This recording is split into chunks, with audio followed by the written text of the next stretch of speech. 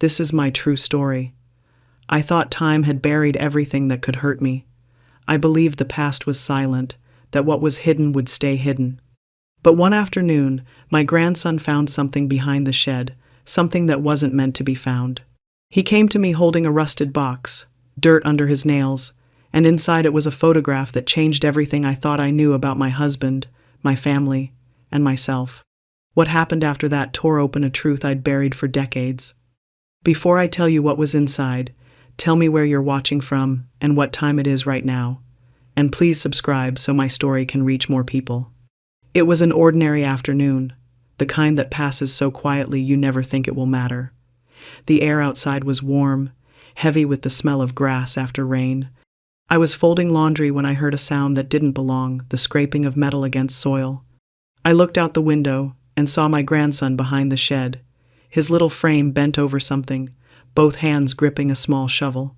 At first, I thought he was just playing, pretending to be an explorer as children do, but the look on his face wasn't playful, it was focused, serious, almost frightened. I called out to him, but he didn't answer. When I walked outside, he stood up quickly, dirt on his arms, breathing fast. In his hands, wrapped in torn plastic and mud, was a small rusted box. It looked old, older than him, older than me. His eyes were wide, and he asked in a low voice, "Grandma, who buried this box?" For a moment, I didn't move. My body went still, the way it does when you recognize something before your mind catches up. I smiled too quickly, maybe too wide, and said, "What box?" Because sometimes pretending not to know feels safer than remembering. He wiped the dirt off and began peeling away the plastic. The air around us felt colder, as if the garden itself was listening.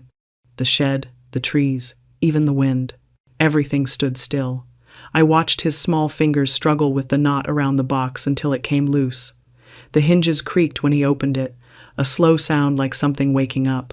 Inside was a folded piece of paper, a photograph, and something small wrapped in cloth. He looked at me again, confused, waiting for an explanation I didn't have the courage to give. The sunlight hit the photograph, and that was when I saw it, the face I knew better than any other. My husband, years younger, standing in front of a house I didn't recognize, holding a baby I had never met. He was smiling in the picture, his hand resting gently on the child's back, his eyes bright in a way I hadn't seen in decades. I felt my chest tighten. I had lived a whole life beside him, raised children, buried parents, celebrated anniversaries, and yet, here was proof of another story running parallel to mine. The photograph looked harmless in my grandson's hands, but to me, it felt like holding a loaded gun. He asked again, "Grandma, who buried this?" I wanted to say I didn't know, that it wasn't ours, that maybe it was left by the people who lived here before us. But this had always been our land. That shed had always been ours. The soil was too familiar, too full of our years. I could almost hear my husband's voice in the distance, the echo of his laughter carried through time. I wanted to grab the box, hide it again, pretend this moment never happened. But children don't forget easily, and truth doesn't stay buried once it's been touched. He looked scared now, sensing something wrong in my silence. I told him to come inside, that we'd clean up and talk later, but he kept staring at the photograph, studying it like a puzzle he couldn't solve. I took the box from his hands gently, feeling the weight of it not much in size, but heavy with something far older than rust. My fingers trembled as I wiped away the dirt. I remembered the shed being built 10 years ago, my husband saying he needed a place for tools, paint, and memories he didn't want to throw away. He had smiled when he said it, a smile I thought I understood then. Now I wasn't so sure. The day felt longer than usual, as if the sun refused to set until I answered his question. I told him to go wash up, and as he ran toward the house, I looked at the patch of earth he had dug. The ground was dark and loose, like it had been disturbed before. I stared at it for a long time, feeling the weight of things I never asked about. When I finally went back inside, I placed the box on the kitchen table. The dirt clung to its corners, leaving stains on the wood. I thought of burning it, of throwing it away, of pretending it was nothing, but I knew, deep down, this wasn't over. Something had been waiting behind that shed, patient and quiet, for years. And now, Thanks to small, curious hands, it had finally come back to life. The box stayed on the kitchen table while the air around it changed. The longer it sat there, the heavier the house began to feel. Every sound grew sharper: the hum of the fridge, the ticking of the clock, the faint creak of the ceiling fan. My grandson came back inside, his face still flushed from running. He climbed onto a chair beside the table, eyes locked on the photograph I had tried not to touch. The picture looked ordinary to anyone else, just a young man with a baby in his arms. But to me, it was like a window opening into a life I didn't know existed. My husband looked too happy, too at ease, as if nothing about that day was secret or shameful. The background showed a yard that wasn't ours, unfamiliar trees, a small white fence, and sunlight that didn't belong to our part of town. I knew every inch of our old life, every street, every backyard we'd stood in together, but I had never seen that place, and that made it worse. I picked up the photograph and turned it over. The back was blank except for a faint date, written in blue ink. The year was from before my youngest child was even born. My hands trembled, the corners of the photo soft from time. The image itself had faded around the edges, but the center, his face and the baby, was clear. It looked deliberate, as though time itself had protected the part that mattered most.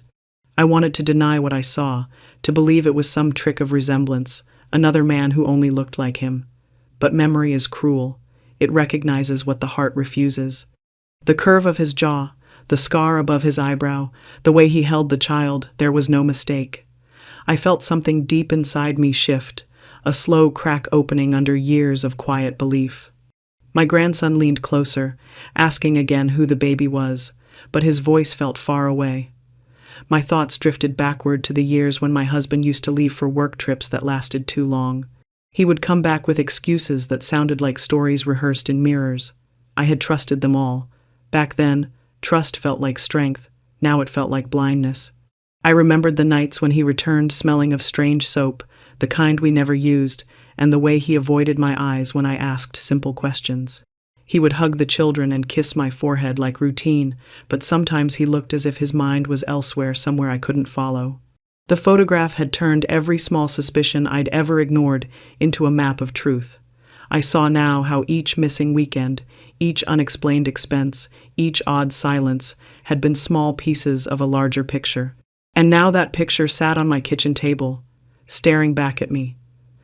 I placed the photograph beside the box and noticed something else inside a folded piece of paper stuck to the bottom. My grandson reached for it, but I stopped him.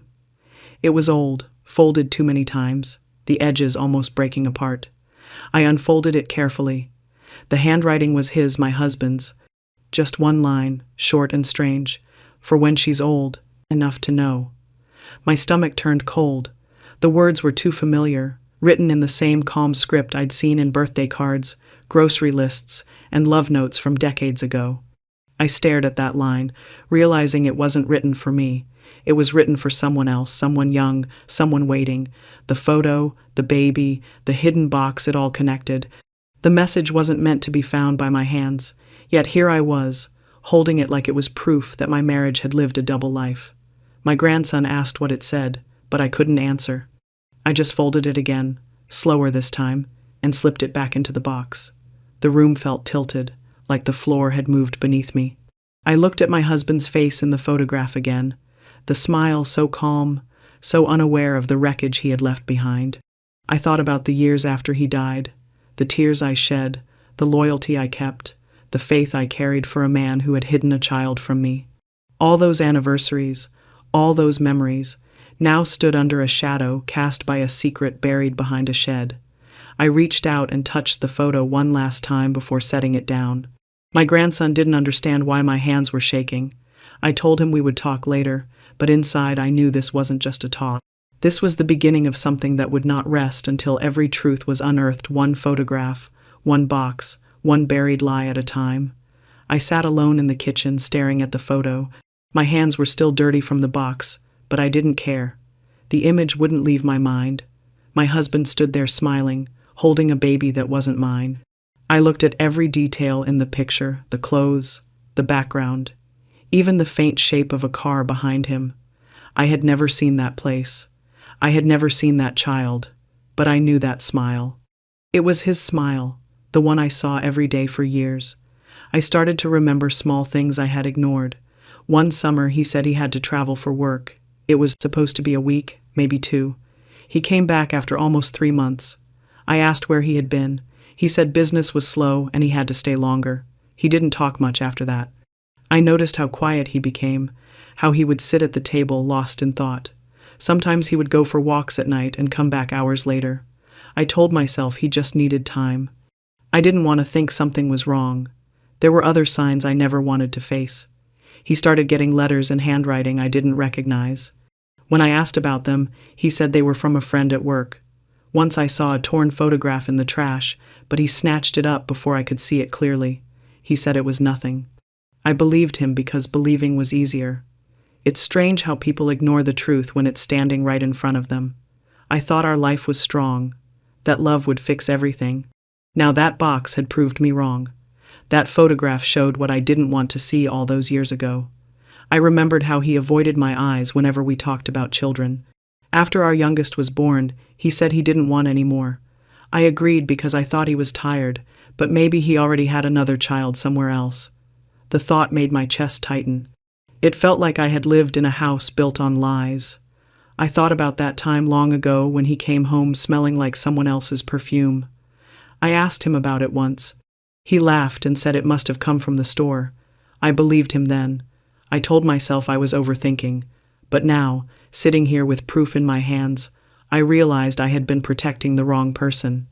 I had covered for him without even knowing it. The television played in the next room. My grandson's voice broke through the noise for a second, and I felt a wave of guilt. He didn't deserve this truth. To him, his grandfather was a good man, a strong man, the kind who helped everyone.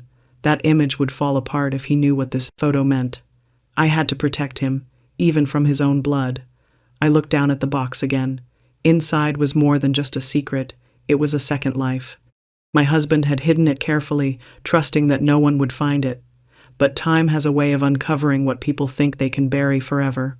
I touched the photograph again. The baby's face was clear. It was small, calm, and innocent. I wondered if that child was still alive, if they ever knew who their father was. I wondered if they ever knew about me. I decided I would find out. I couldn't rest until I knew everything. I took the box and locked it in the cabinet beside my bed. I would go to the city office tomorrow and look through old records. The truth had waited long enough. That night, I lay in bed with my eyes open, listening to the sound of the clock. Every tick reminded me of how long I had ignored the truth. I wasn't sure if I wanted answers anymore, but I knew I couldn't live with lies. The next morning came slow. I didn't sleep much. My mind kept circling back to that photo and the baby's face. When the sun came up, I went straight to the cabinet and took out the box again. The dirt had dried overnight, and it crumbled when I touched it. I opened the lid carefully. Inside were the same things: the photo, the folded paper, and the small hospital bracelet. I hadn't noticed the bracelet clearly before.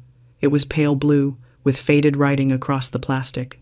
I wiped it clean with a napkin, and the letters started to appear. A name was written there. It wasn't my husband's, and it wasn't anyone from our family. It was a name I had never heard before. I stared at it for a long time, trying to remember if I had ever heard him mention it. He had once worked with so many people, maybe it was connected to someone from those years. But then I saw the date printed beside it. It matched the same year he had been gone on that work trip. I felt something cold move through me. This bracelet belonged to the baby in the photo. There was no doubt anymore. The connection was clear, even without words. I sat down at the table and wrote the name on a piece of paper. I repeated it in my head again and again, trying to understand how it fit into my life. My husband had lived with me all those years, smiled at our children, celebrated birthdays, and acted like nothing was missing. But behind that calm face, he had another story, one that I never knew existed. I thought about how many times I had defended him to others, how many times I told people he was a good man. Maybe he still was in his own way, but good men don't hide children from their wives. My grandson came into the room holding a toy, asking what I was doing. I quickly folded the paper and said I was just cleaning up. He smiled and ran back to the living room. I watched him go, thinking how easily secrets pass from one generation to another. I had been blind once. I didn't want him to grow up blind too. But not yet. He was too young to understand this kind of truth. I turned my attention back to the bracelet. It was old but well kept. Someone had wrapped it carefully in cloth before putting it in the box. It wasn't thrown in carelessly. It was placed with care, like it meant something important. That thought made my stomach turn. He didn't hide it because he forgot. He hid it because he couldn't let go. Maybe he loved that child. Maybe he visited them when I thought he was working late. The more I thought about it, the less I wanted to know, but curiosity doesn't stop once it starts. I pulled out the phone book we still kept in the drawer. I looked up the name, line by line. Nothing matched exactly, but there were a few similar ones. My hands shook as I traced the names with my finger. I could barely breathe. I thought about calling one of them, but then what would I say? "Hello, I think my husband might be your father?" The idea felt insane. Still, I needed answers. I decided to call the local hospital instead. When I gave the name and the year to the woman on the phone, she said she couldn't share personal information, but paused long enough to tell me the records existed. That was enough. It confirmed everything. The baby was real. The bracelet was real. The secret was real. I hung up and sat there in silence. My hands felt numb. My husband had lived 2 lives, and I had been part of only one. That afternoon I placed the bracelet back into the box and closed the lid. I didn't cry. There was no energy left for that. I just sat there, staring at the box, thinking about the years I lost to lies. That name would stay with me now. It wasn't just a name anymore, it was proof that my family had a missing piece buried deep under years of silence. That night I sat in bed staring at the door. Every sound in the house felt louder. The ticking of the clock, the creak of the wood, even the soft hum of the refrigerator. I couldn't rest. The picture of my husband holding that baby was still in my head. The name on the bracelet kept circling in my mind like a question with no end. I thought about how many nights he came home late, smiling like everything was normal. I thought about how many times I believed every excuse. All those years I kept the door open for him, waiting, trusting, forgiving. Maybe I should have locked it long ago. I remembered one night clearly. He had come home smelling like cigarettes and cheap perfume. He said it was from the people he worked with. I didn't argue. I made him dinner and stayed quiet. That became my habit. Every time something didn't feel right, I swallowed the words. I thought that keeping peace was more important than asking questions. I told myself a wife should trust her husband. Now that I knew what he had hidden, those memories felt different. They didn't look like peace anymore. They looked like signs I ignored. I stood up and walked to the living room. The box was still there on the table. I looked at it under the dim light. It didn't seem like an object anymore. It felt like a person staring back at me, waiting for answers. I thought about burning it, but that would be too easy. The truth doesn't disappear just because you destroy proof. It stays in your head, and it waits for the next quiet night to remind you it's still there. I picked up the box and put it inside my closet. I told myself I'd deal with it tomorrow, but deep down I knew tomorrow would bring more questions. Before going to bed, I checked the locks on every door and window. I hadn't done that in years. I wasn't afraid of someone breaking in.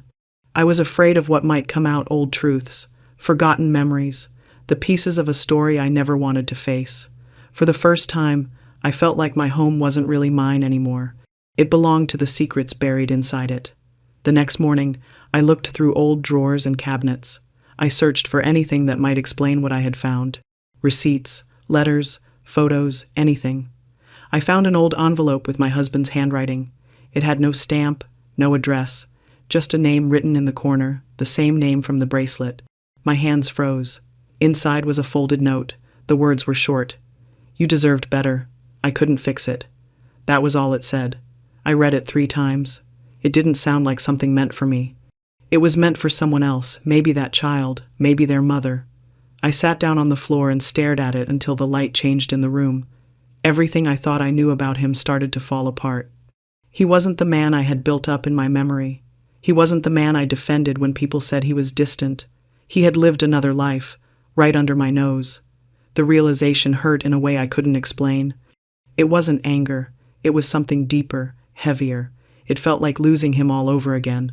Only this time there was no funeral, no goodbye, no peace. I put the note back in the envelope and locked it in the same box. I didn't know what I was going to do next, but I knew I couldn't keep pretending. The truth had been inside this house the whole time, and I had been walking past it every day.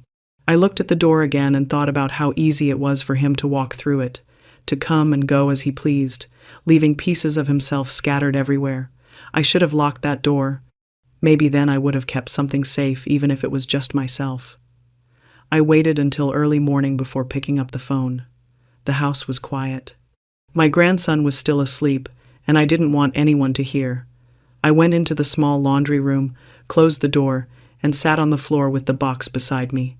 I dialed a number I hadn't used in years. It belonged to an old friend, someone who once worked with my husband. He was retired now, but I knew if anyone could help me find the truth, it was him. When he answered, I didn't waste time. I told him I needed information about a name, a year, and a hospital record. I didn't explain much else. He didn't ask questions either. Sometimes people understand more from silence than words. He said he'd see what he could find. After I hung up, I sat there staring at the washing machine. The hum of it filled the room, steady and low. My hands were shaking, so I gripped them together until they stopped. I felt guilty calling him. I felt even guiltier for what I was starting, but I had to know. I couldn't live with half the story. For years I had lived in a lie without realizing it. I didn't want to die still pretending. An hour later, my phone rang again. My friend said he remembered the name. It belonged to a nurse who worked at the old hospital where my husband's company used to do charity drives. That detail hit me hard. My husband used to spend whole weekends there, helping organize donations. He would come home tired and proud of himself for doing something good. Now I wondered if those weekends were just cover for something else. My friend said the nurse had left the country years ago, but mentioned that she had a child around the same time my husband's trip stopped. The more he spoke, the more I understood without needing proof. When I ended the call, I didn't cry. I just sat there and listened to the sound of water filling the washing machine. It reminded me of how simple life used to be. I used to care about little things, clean clothes, hot meals, quiet evenings. Now all I could think about was the dirt my grandson had dug up behind the shed. That small box had changed everything. Later that day, I went through old records in my drawer. I found the receipts from my husband's work trips, the ones he said were business-related. The destinations matched the same city where that nurse had lived. The dates lined up perfectly with the year on the hospital bracelet. Everything fit together too cleanly to be coincidence. He had planned it well. He must have thought I'd never find out. He was right for a long time. But lies don't stay hidden forever. They just wait for the right person to dig deep enough. I felt a cold anger building inside me. It wasn't rage. It was something quieter but stronger. I thought about how many times I defended him to our children, how I told them he was honest, hard-working, a good man. Maybe parts of that were still true, but it didn't erase what he'd done. I had spent a lifetime protecting his image. Now I wondered who had protected mine. By evening, I had a new plan. I decided to visit the hospital myself. I wanted to see if there were any records still there. I didn't tell my daughter. I didn't tell anyone. I packed a small bag with the box, the photo, and the bracelet. I slipped my phone into my pocket and locked the door behind me. As I walked down the road, I realized how strange it felt to hide something again, but this time, it wasn't his secret I was carrying. It was mine. The hospital was smaller than I remembered. The paint on the walls had peeled, and the halls smelled of disinfectant and dust. I hadn't been there in years, but the moment I walked inside, every sound made me tense. I held my bag close, the box inside wrapped in a scarf. At the front desk, a young clerk asked if I needed help.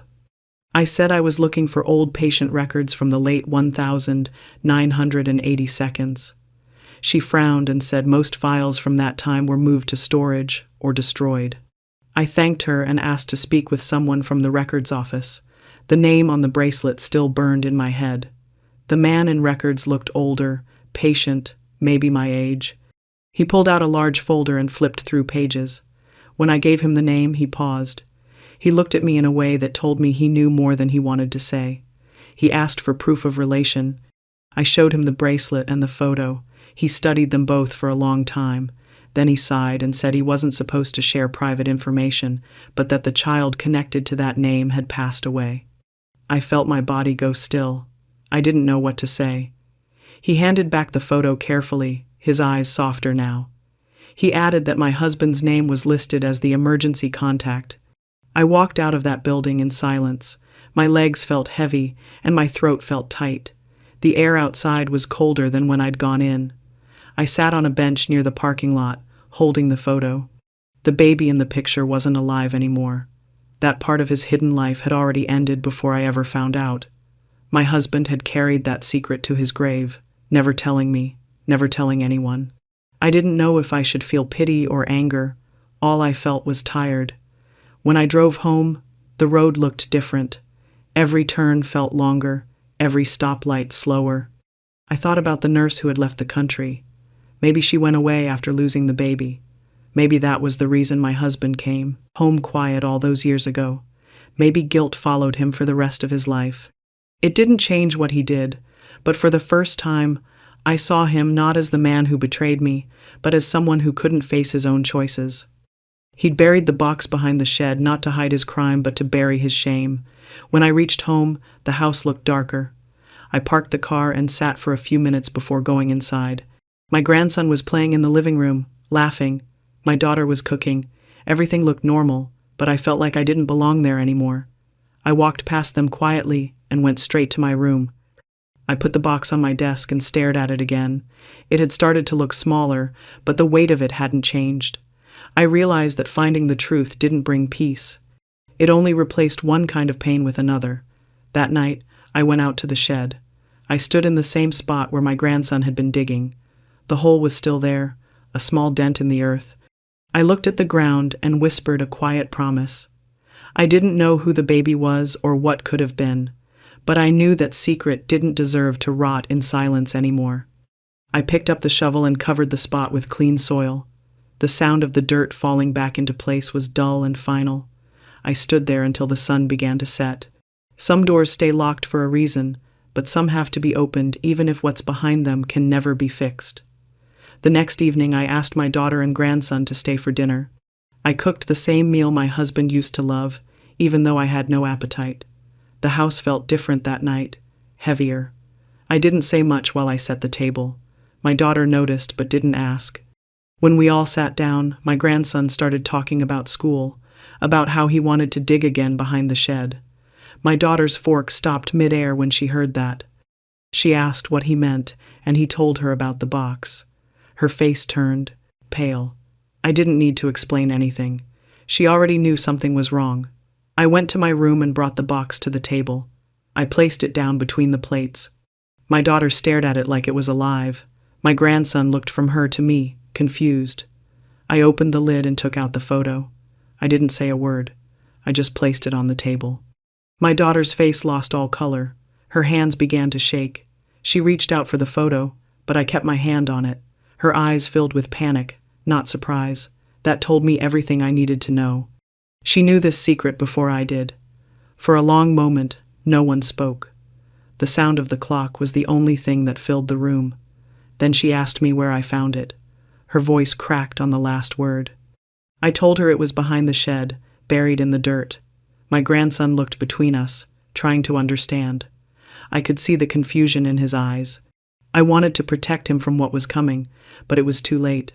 I could tell by her expression that she had been hiding this truth for years, maybe her entire life. She dropped her fork and covered her mouth with her hands. I asked her who the baby was. She didn't answer. She just looked at the photo again, and a tear fell down her cheek. Then she said something I'll never forget. He told me never to tell you. My chest went cold. It felt like the air had been punched out of me. She explained that years ago, after he died, she found letters in his old work files. He had written to a woman named Clara, the nurse from the hospital. My daughter found out that the baby had been born sick and died a few months later.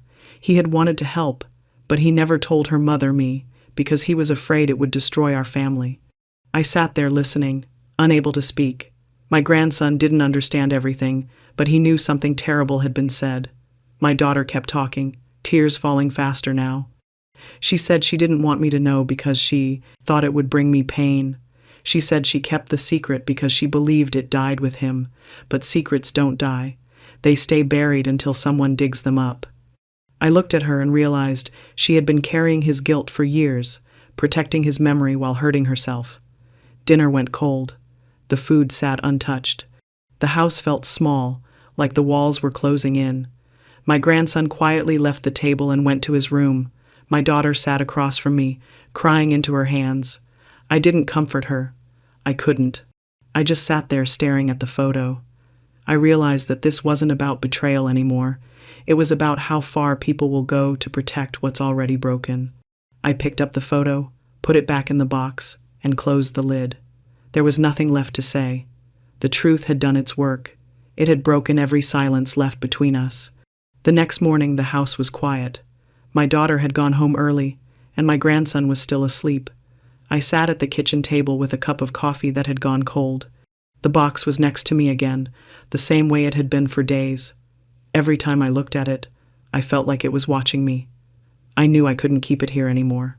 It didn't belong in this house, not after everything it had done. The truth inside it had already burned through every wall and every memory we had left. I needed to make a decision. I couldn't let my grandson grow up in a home built on secrets. I packed a small bag, just clothes, the photo, and the note. I left the bracelet inside the box.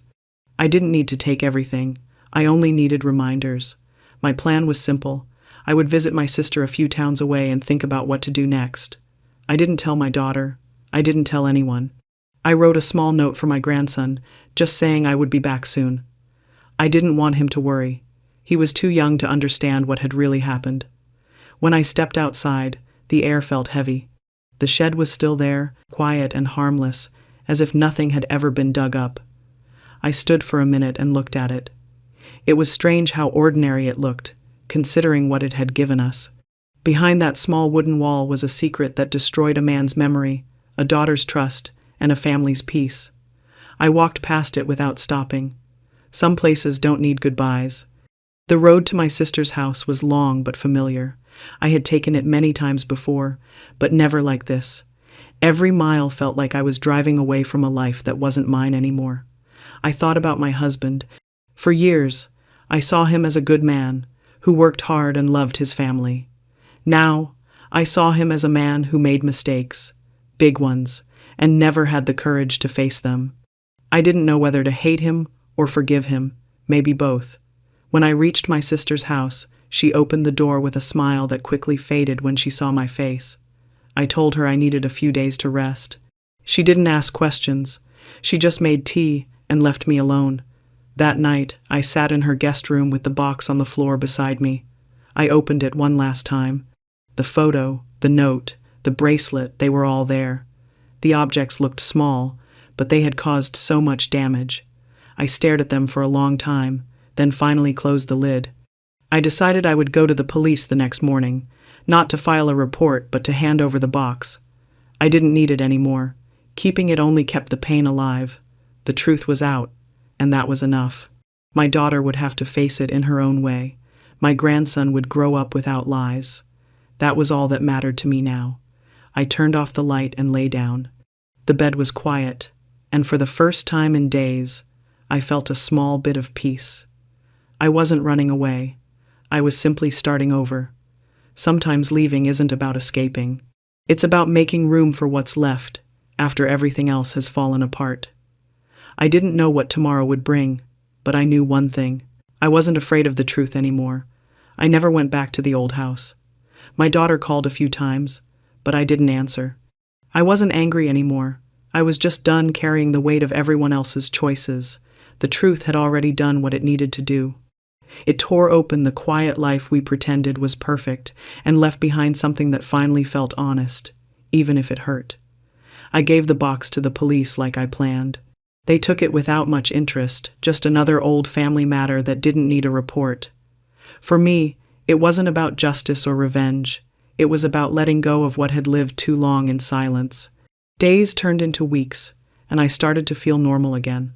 I spent mornings sitting outside, drinking coffee, listening to birds, and trying not to think about the past. But memories don't disappear. They visit when the world gets quiet. Sometimes, I still see my husband's face in my head, smiling like the man in that photograph. I used to love that smile. Now it just reminds me of everything I never knew. I've accepted that I'll never have all the answers. Some truths end halfway, and that's enough. The rest belongs to the people who made the lies. My daughter visited once. She looked older, tired. She didn't mention the box or the photo. We just sat on the porch, silent. Before she left, she said she was sorry. I didn't respond. Sorry doesn't fix the years you lose to secrets. But I could see she was trying to move on, and that was enough for me. My grandson wrote me a letter from school a few days later. He said he missed me and asked if he could come visit. I smiled for the first time in a long time. He didn't mention the box or what happened. Maybe my daughter told him something simple, something kind. Maybe she learned that some truths can wait until people are ready. I kept only one thing from the box, the photograph.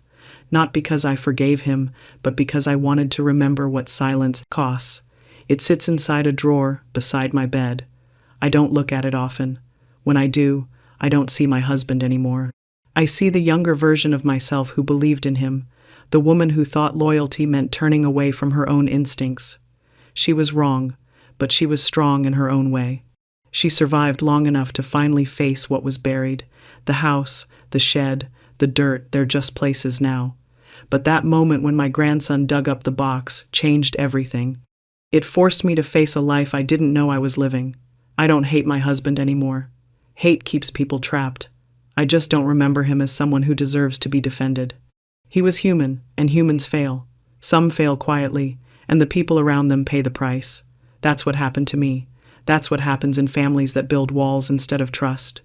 I still visit the cemetery sometimes. I leave flowers, but not for forgiveness. I do it because it reminds me that truth, no matter how late it comes, still belongs to the living. My grandson once told me that digging that day felt like finding treasure. In a way, he was right. It wasn't gold or money, but it uncovered something that finally freed me. Secrets can stay buried for decades, but eventually, someone digs in the right spot. And when they do, the whole story finally comes out piece by piece, just like it was meant to.